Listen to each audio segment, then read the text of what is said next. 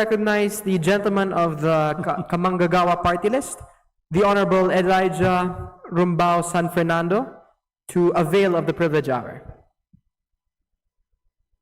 To the congressperson of the party list Kamanggagawa, Representative Elijah Rumbawa San Fernando. You are recognized, sir. Please proceed. Maraming salamat po, Mr. Speaker. Mr. Speaker, distinguished colleagues, and to all our fellow workers inside and outside the halls of Congress, magandang hapon po. Ang paksa po na aking tatalakayin ngayon ay pumapatungkol sa pangako ng pag-asenso. As the economy grows and develops, we are forced to ask, who is included and who is left behind? As we review the common legislative agenda for the 20th Congress, we at the Kamanggagawa Party List express our grave concern on behalf of the workers who are the true driving force who prop up our economy. Sa pagtakda ng mga prioridad ng administrasyon, mukhang napag-iwanan naman ang mga manggagawa.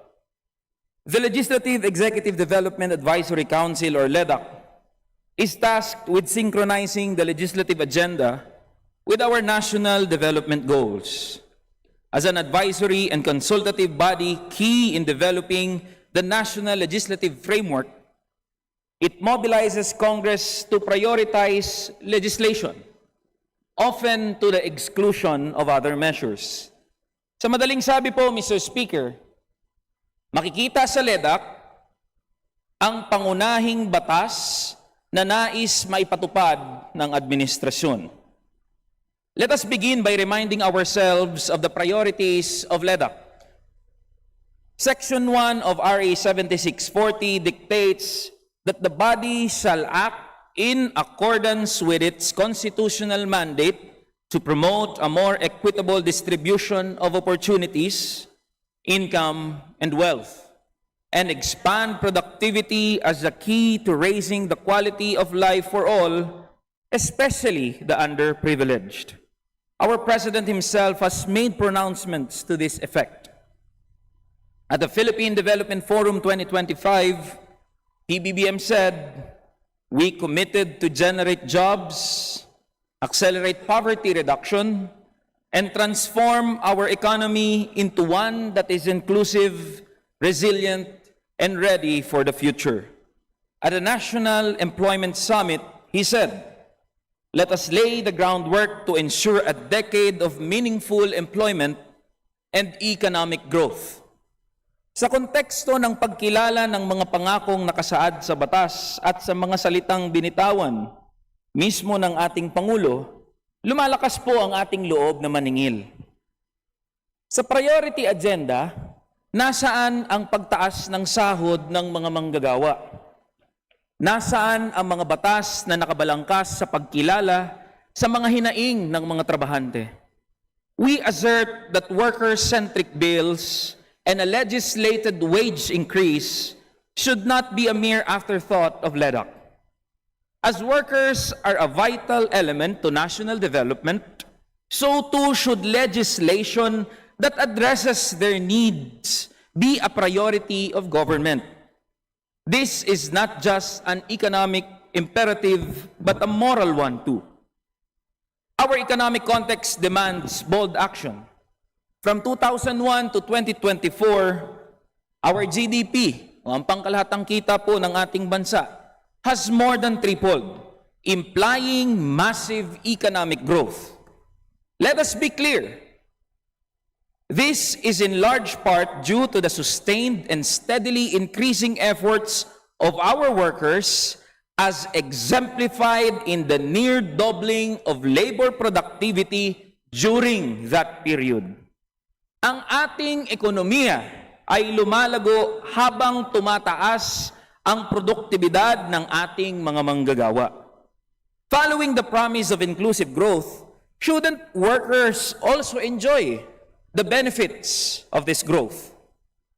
The sad reality, Mr. Speaker, is that workers have been tragically left behind by our economy. Nominal minimum wage increases have not kept up to pace with the havoc that inflation has caused on our wage earners.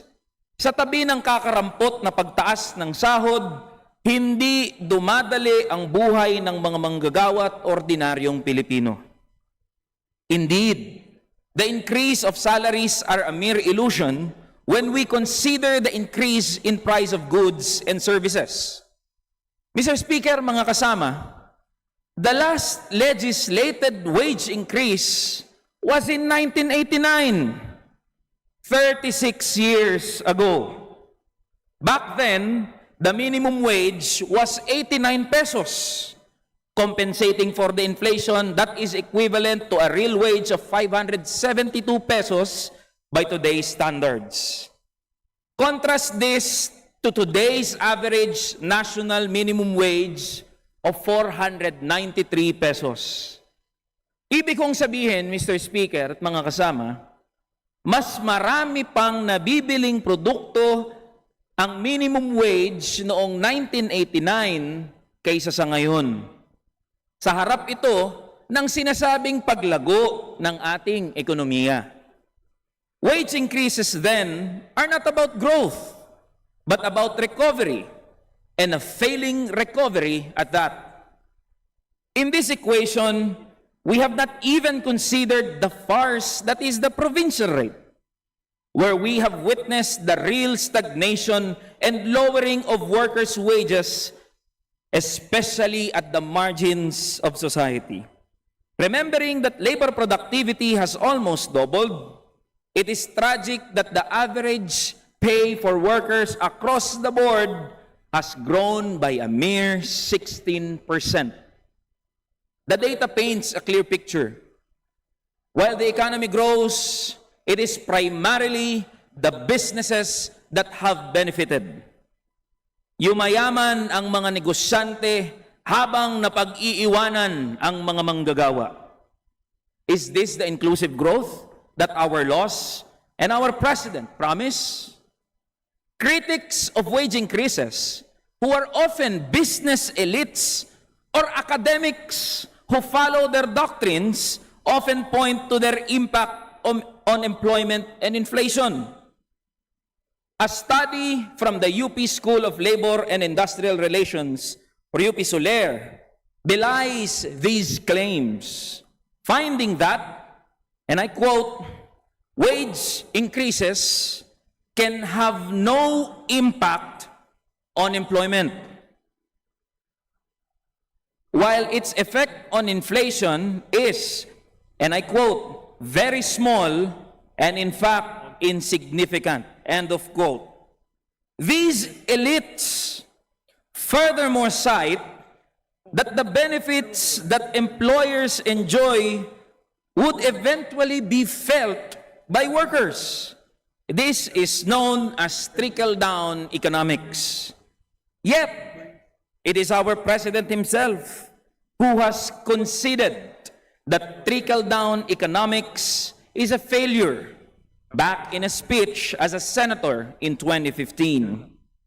Given the above, Mr. Speaker, the exclusion of labor-centric legislative initiatives from the common legislative agenda is fundamentally misguided and unjust. Aside from wage increases, we insist, Mr. Speaker, that other pro-labor measures be considered, including those which tackle the problem of contractualization both in the private and public sectors. Finally, we ask for the full consideration of the integrity of our labor framework, which extends beyond wages. It is deeply troubling that the LEDAC priority measures have no mention of reinforcing the right to freedom of association. Upholding the provisions of the International Labor Organization, Convention number 87, which the Republic of the Philippines has ratified, is a solemn commitment. Freedom of association, the right to organize and collectively bargain, is a fundamental human and economic right. It is the workers' primary tool for ensuring fair economic participation and recovering the value of their labor. All of this is in the context of worsening attacks on our trade unionists and our consistent placing among international observers as being among the worst countries for workers. Mr. Speaker, we must affirm the right to freedom of association as a non-negotiable fundamental right that must be protected, promoted, and actively enforced in all legislative agenda. Our critique of the LEDAC agenda is that it fundamentally misdiagnoses the problem of our economy.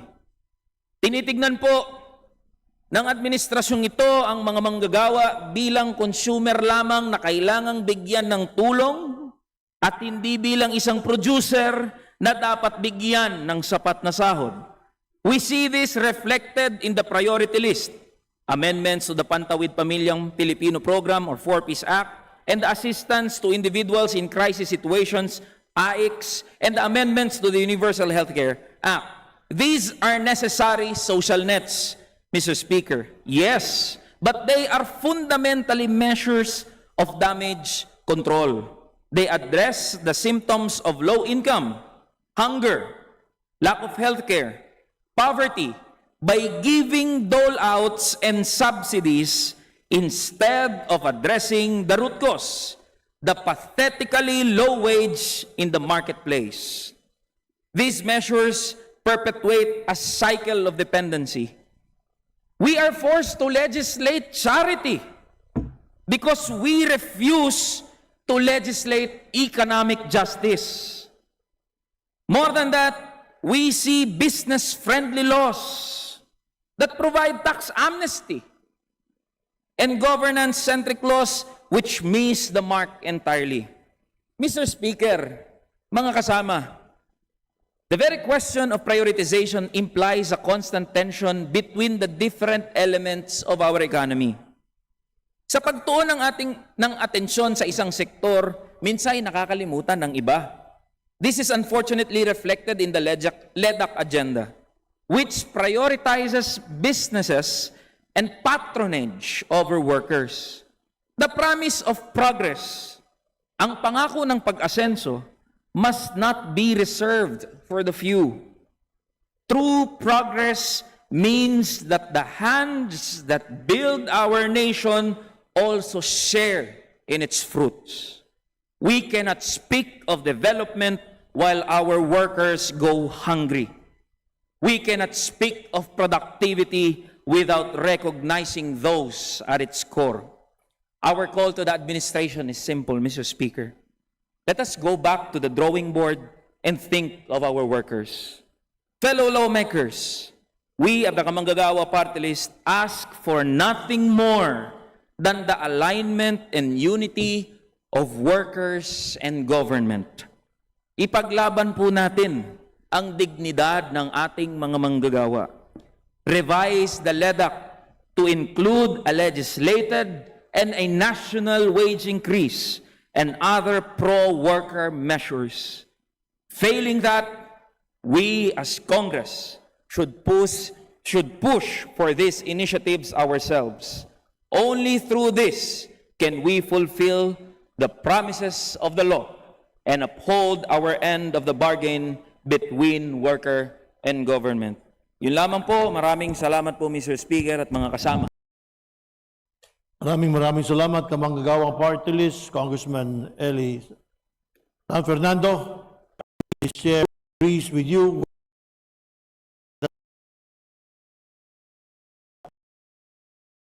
Thank you, sir. Majority Leader.